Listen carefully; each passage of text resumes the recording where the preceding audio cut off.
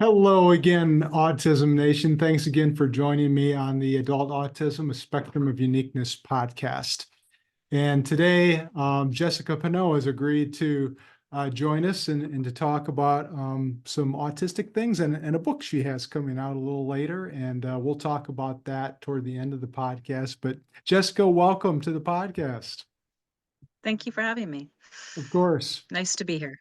Well, listen, tell us a little bit about yourself. I'm kind of curious, you're a counselor, a licensed professional counselor. Kind of curious just about you and how you got involved in the counseling field. So I've been a counselor forever now. I'm middle-aged, right? Yeah, I found this on my, I don't know where this came from. My mother sent this to me. Like, I've been doing this since I was like, this is me when I was Wow. 20, right? Yeah. Yeah, so I've been, this is besides writing, this is really all I've ever wanted to do. And I went straight from grad school into practice, and I was working with rape victims as early as 20 years old. I worked with the Rape Crisis Center doing their advocacy program. Yeah. And Sounds like, so, no, I was just go going to ahead. say, sounds like you have a passion for helping people. Yeah, I mean, I love this work. It's wonderful. I've put a lot of thought into it, and I have recently, in the last, since I was 40, been diagnosed with autism. And I realized that this is a great field if you're autistic, because it allows you to connect with people, in a very real, genuine way Yeah. without knowing any social skills Mhm. to speak of. Yeah. Yeah. So yeah, it's wonderful, and you can help and you can connect and be part of community and humanity. Um, yeah, while being on the spectrum. And I was looking at your website last week, I think it was. It was really interesting because I saw that you're a neuroaffirmative therapist, and I haven't seen that phrase used very often. Can you speak about what that means and what kind of clients might be attracted to you in your practice? So neuroaffirmative is kind of the complete flip-flop from what traditional autism treatment over the last, since, it was initially diagnosed, right? Because traditionally we think of like ABA and social skills based treatments. They're all Mhm. about teaching your children or, adults to act more normal, right? I Mhm. mean, from the get-go, it's about learning social skills, which is always defined as neurotypical social skills. Right. It's, about, learning to hide your stems, learning to behave in a pattern that will make you more palatable for neurotypical society. Yeah. Um, Neuroaffirmative is almost the opposite of that. I always use the book Stella Luna as my template for introducing it. And it's the story of a little baby fruit bat that's raised by birds, Hmm. and the birds really try to force the baby fruit bat to be a bird, try to eat, force it to eat bugs and perch like a bird and be up all day, and the fruit bat's miserable and it can't do it and it fails at every step. And that would be traditional autism treatment, Yeah. right? Like, you can be a bird if you want to. But neuroaffirmative is the type of treatment where we accept you're a fruit bat, and you learn to live your best life as a fruit bat and accept that you're not going to be a neurotypical, and that's okay. You just have to find a different way to live that makes you happy. It's really Does that make interesting. sense? It makes total sense. And I love that. Stella Luna, you said was the name of the book. Yeah. You know, Yeah. I attended an autism conference a few weeks ago in Michigan, and it was a great conference. And of course, I was one of the vendors there, and there are other vendors from different agencies in the area, and many of them offer applied behavioral analysis, the ABA services that you were talking about, which traditionally has been, let's try to make this person more neurotypical, as you put it. And I don't know if many of the listeners are aware of this, but there's a real controversy about that approach to therapy and what what you were just talking about is, shouldn't we really be trying to focus more on helping people just kind of be who they are, and instead of trying to force them to be something that they aren't, but yet might be more acceptable, in a neurotypical world? I mean, autism is this weird thing where it's probably the most researched mental health concern out there, right? But almost all of the research prior to 10 years ago was on children. And it Mm-hmm. was funded by organizations that were trying to get, you know, children to act normal and so that parents could be happier living with their children, essentially. And Right. not that I actually have 3 children, so I completely understand that. When you're a parent, sorry, when you're a parent and you have kids that's behavior is extremely disruptive, it can destroy, Yeah. everything about your family's life. So I have a lot of empathy for autism parents. But on the other hand, if you look at the studies we have coming out now that are longitudinal, right? Autistic adults have terrible quality of life. Like, yeah, we can get those kids, autistic kids using ABA to fit in to school and to be more palatable for their families and their parents. But then someday we grow up. And when we do, we're miserable because the skills that that teaches doesn't teach us how to be happy. It teaches us how to be normal. And, suicide rates are tripled for the general autistic population. When you're looking at women with autism, then you have 4 times the suicide rates. I've seen some numbers that say the average lifespan of most autistic adults is like 58 because the suicide rate is so high. Um, Overall, autistic adults are not happy. They're not thriving. They struggle with career. They struggle with friendships. They struggle throughout their whole life. And neuroaffirmative approaches tend to alleviate this, right? Living an authentic life, finding people like yourself that love you for who you are, as opposed to trying to force yourself to fit into people that don't respect and love you as you are. All those things make life a lot easier. Finding jobs where they'll let you be a little weird and Mhm. atypical Yes. makes it a lot easier. And I think that, you're bringing us some really good points, and I think this is a good segue into this whole concept of masking. This is a term that's been around for a long time, but I wonder if you could just speak a little bit about what masking is, because I think it kind of relates to your previous point about how, people are kind of, as children who go through ABA, are taught to be these typical, normal, to exhibit those types of behaviors. And yet maybe that's a disservice for some people, at least, as they move into adulthood, but maybe they start to mask. And so tell us a little bit about what masking is, why people would mask who they are. Well, I mean, it's not just about ABA. I mean, like, I wasn't diagnosed until I was an adult, and most women with autism, because of all the stereotypes with autism, women in general are not diagnosed until adulthood because we don't look like the little boys with autism when we're young. We're much higher masking in general, and we're better at blending in. And we learn very quickly how we're supposed to behave, and we mimic it, Mhm. which is essentially what masking is in general. And so, if you imagine being an autistic child, right? Almost everything, I mean, when I was a child, I know almost everything I did was aversive to Yeah, everyone around me. yeah, From the first messages I remember getting when I was a kid is, why are you being so difficult? What's yeah, wrong with you? yeah. Why would anyone do that? That's really weird. Don't do that, right? And everybody from your parents to your peers to your teachers is looking at you like you're just kind of a freak of nature.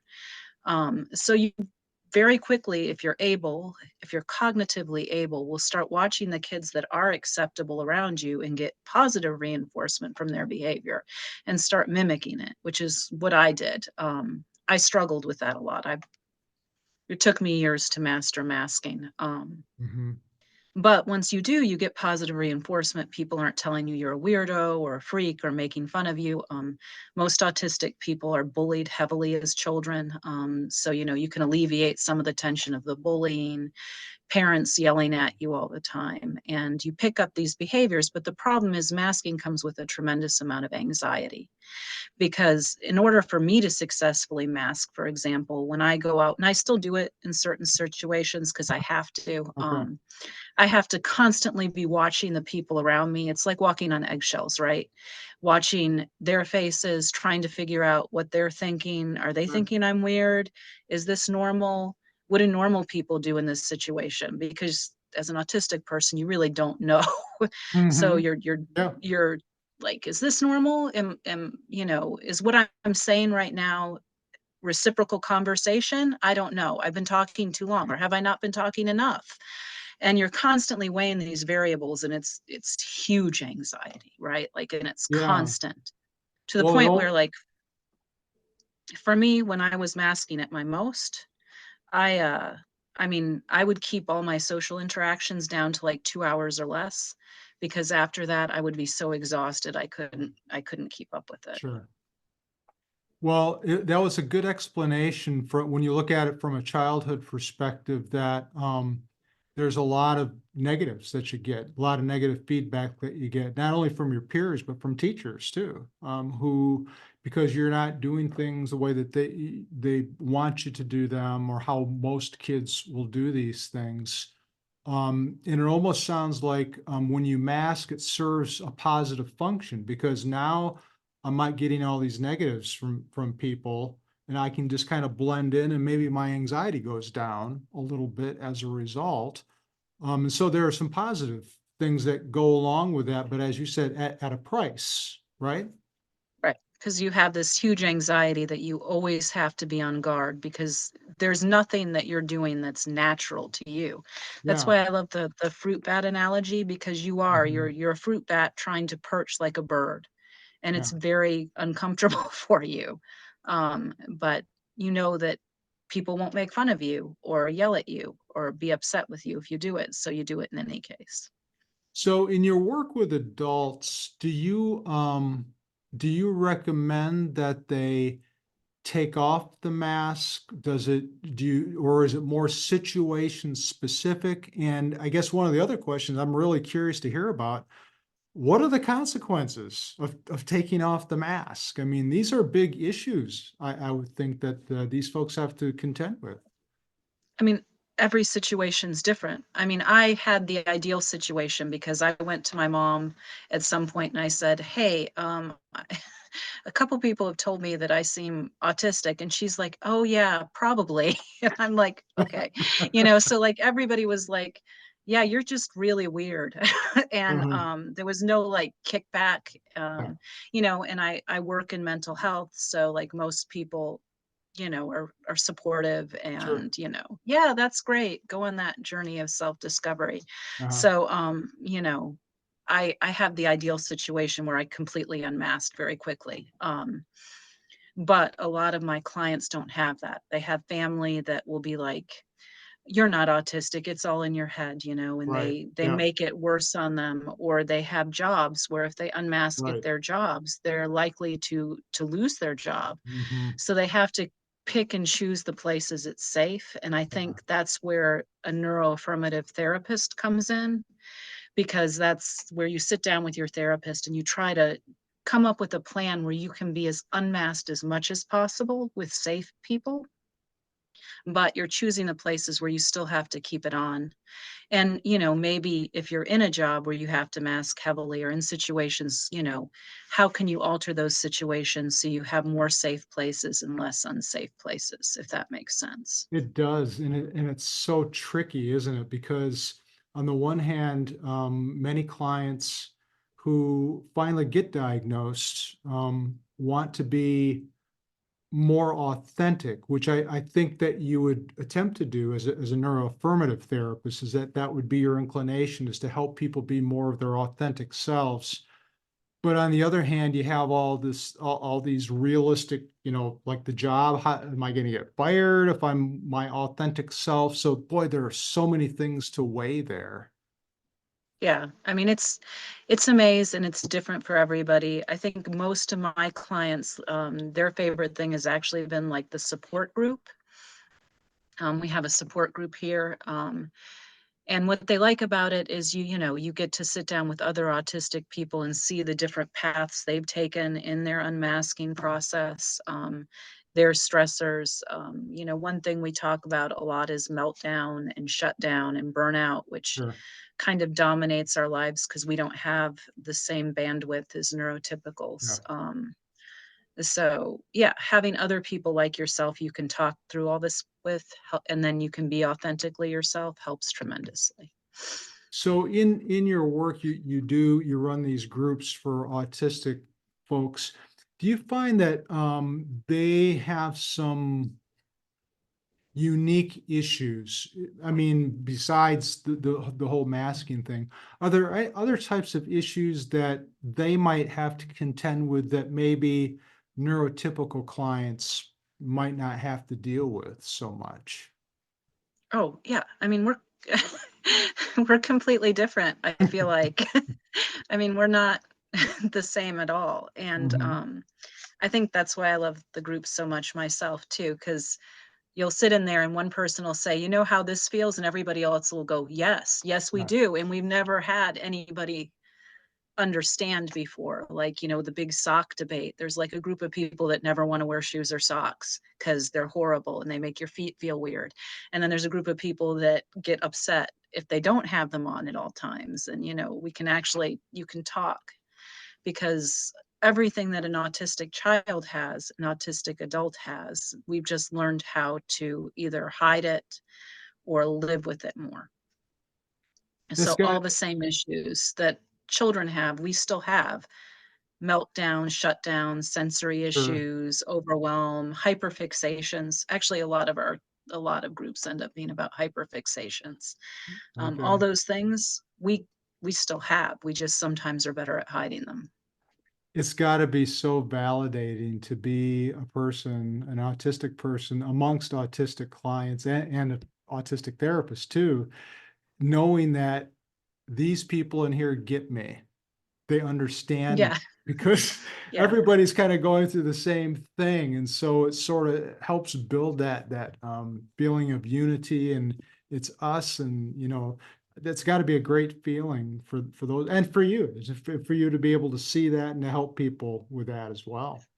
Oh, yeah. I mean, it's wonderful. I like, and we have a couple other autistic therapists here, so, you know, you never really feel alone Mhm. when you're in, yeah, in this community surrounded by people like yourself. And, you know, I'm at a point where I forget how I masked sometimes. Like I go in and I'm like, okay, I'm going to be normal. I'm going to try to not, and then I'm like, I don't even know what that means anymore. Like I'm going to try, but Yeah, that's great. Let yeah. me go back just for a second to the masking, because I had made mention at the beginning of the podcast that you have a book coming out in the fall. So I wanted to give you an opportunity to talk a little bit about that. Tell us what the title is, what it's all about, and why you wrote it. It's the Unmasking Autism Workbook, a guide to living more authentically. And um, I wrote it because there is no accepted treatment manual right now for stuff floating around. You know, you'll see CBT commonly used and mindfulness, and, you Right. know, but there's no universally, you know, this is a plan you can follow. And I yet put it together to kind of set a plan forth with steps that people can follow. And, you know, especially with autism, autistic people like solid plans. Yes. So this provides a framework that you can work on. You know, and the beginning of it is heavily laden with self-acceptance, because I think that's the hardest part to get through with autistic adults, because we have, most of us have been told since early childhood that there's something intrinsically wrong with us. Mhm. And the first step is kind of undoing that idea that you're broken and too weird and no one will ever really love you. Because in early childhood, those are the messages we get, right? Like, Yeah. if you act like yourself, you're not going to have any friends. No one's going to like you. No one's going to love you. You're never going to get married. You're weird. Nobody will enjoy you. So the first step in the workbook is undoing those messages, looking for strengths. And then the next step is, I call it excavating yourself. Because if you're a high masker and you've been masking all your life, sometimes you forget who you were and who you are and what you would be like if you weren't trying to just, for most of us, masking is like copying other people's Hmm. behaviors that we see work out for them. So if I stop copying, like I forgot what food I liked. And I know that sounds weird to most normal people, but I just went to restaurants and picked the least aversive thing on the menu or cooked for other people and either usually didn't eat because I usually hated everything, and just like ate bread rolls a lot, Okay. and crackers, because crackers are always usually readily available, and so is bread. Hmm.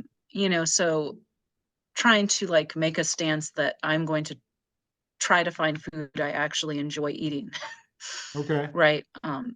Was big for me. But for different people, it's different things. What do you want to do? Who are you beneath all the pretending? And the trying to fit in and trying to act normal is the next step. And then, there are several chapters on coping with things like sensory aversions, pathological demand avoidance, rejection sensitive dysphoria, meltdown and burnout, because those are huge things. Sure. And then into kind of how you can, accepting your disability is a chapter. And that's a controversial one because, we don't like to think of autism when you are autistic as a disability. Right. The whole idea of neurodiversity is that our brains are just different. Yeah. But part of that chapter is accepting that since we have to live in a society that doesn't necessarily fit us, it is a disability within that context sometimes, and you might need different helps to make it through. I have a service dog. That's how I accepted that I need help Oh, sometimes. okay. Yeah. Yeah, he goes out with me almost every place. I don't go to the grocery store. I've accepted that I can't handle the grocery store. It's too much for me. Hmm. Accepting your limitations in the neurotypical world and how you can adapt to that world in a way that you can still thrive is what that chapter is all about, right? Because you may not the adaptation may be difficult and it's different for Hmm. everybody. And, I have some clients that are level twos, right? That, they eventually might actually have to apply for disability. Like Yeah. they have to accept with the way the neurotypical workforce is framed, they will never be able to hold a job, Right. which is a hard one. So, Yeah. and then we kind of go into the end is living the authentic life and integrating all these pieces together. It sounds like a wonderful book. It sounds very practical, actually, that this is something I could see how the very first chapter on self-acceptance could take quite a long time. I mean, just to kind of there would be a lot to kind of unpack and kind of look at, what's happened during childhood. And I was told all these things, and now I'm going to try to look at myself differently. But boy, all those messages, those tapes we play in our head, boy, those are hard to get rid of. Yeah, they really are. And I think I spend sometimes a year just working with some of my autistic Yeah, adults with, you are not a disaster. You are not a horrible yeah, person. You're, wonderful the way you are. yeah. And, you have something to offer the world. I And think, people will like you. That's yeah, another one. yeah, People will like you. yeah, yeah. Yeah. Well, and I think part of this is I look at I can't remember where you're located. Are you in Alabama, Jessica? Yeah, I'm in Huntsville. Okay, so you're pretty close to Chattanooga, and Chattanooga has a real interesting community where they have made efforts to make it more neurodiverse friendly and working with employers and just the community at large to try to be more inclusive. I think that's awesome. And I think that, if more efforts were made like that, where people could just kind of be who they are and be accepted for who they are, not looking at autism as a disability, like you were just saying, just kind of looking at it, as on a, well, if we kind of call it on the spectrum, there are just differences in how people look at things, how they operate. Boy, if we could get to that, that would be wonderful. But I see Chattanooga as one of those communities that's really made a great strides in doing that. And Well, and it's I'm super proud of Huntsville too. I don't know how much you know about Huntsville, right? But we have the Marshall Space Flight Center here, and Research Park, and huge missile defense. So we have, I feel like 50, and I don't know the stats on this, so don't quote me like the gospel, but I feel at least 50 to 60% of our population are physicists or engineers, and I feel like a huge portion of that population is autistic, or a large, maybe not huge would be an exaggeration, but a large portion. yeah. And I think when you look at those people, you realize that neurodiversity has a lot to offer our society, right? These Mhm. are brilliant physicists and engineers who are autistic and they're thriving. And if we give people a way to use their strengths, I think autistic people can make the world a better place. Yeah, it's all capitalizing on strengths. I wholeheartedly agree with that. And I Well, don't mean to perpetuate the stereotype that it's all tech fields either. We also here have Low Mill, which is like the largest freestanding independent art facility in the mhm, nation, actually. And you can see a lot of the neurodivergence emerging there too in the sure, creative fields, right? And it's amazing what people yes. can do. Well, to bring this podcast to an end, what are a couple of key points, recommendations that you have for autistic folks who are listening to this podcast? I mean, I think the key point I always bring is that just because you're different doesn't mean you can't thrive and be wonderful, and there aren't people who will love you and accept you for exactly who you are. You just have to find the right people. And you don't always have to hide yourself and be afraid of being your authentic self. That's great advice right there. Yeah. Well, if anybody has any questions for you, wants to contact you, how can they do that? I'm pretty easy to find. If you Google Jessica Pinot, Penot, I come up in 1,000 different places. Tree of Life Behavioral Health is my private practice. You can Yeah, always reach out to me through that. I have jessica.pinot@gmail.com is my email, and I always answer emails when they come through. I'm trying to think of other places I am. And you can find me on Psychology Today if you Google me, and, all my contact information, because I write for Psychology Today too. I write little blog posts about living an authentic life as an autistic adult. that's great. Yeah. Yeah. Yeah. Well, Jessica, thanks so much for sharing your time with us and words of wisdom. And I hope that the listeners got a lot out of this today. So thanks so much for your time. Thank you for having me. Of course.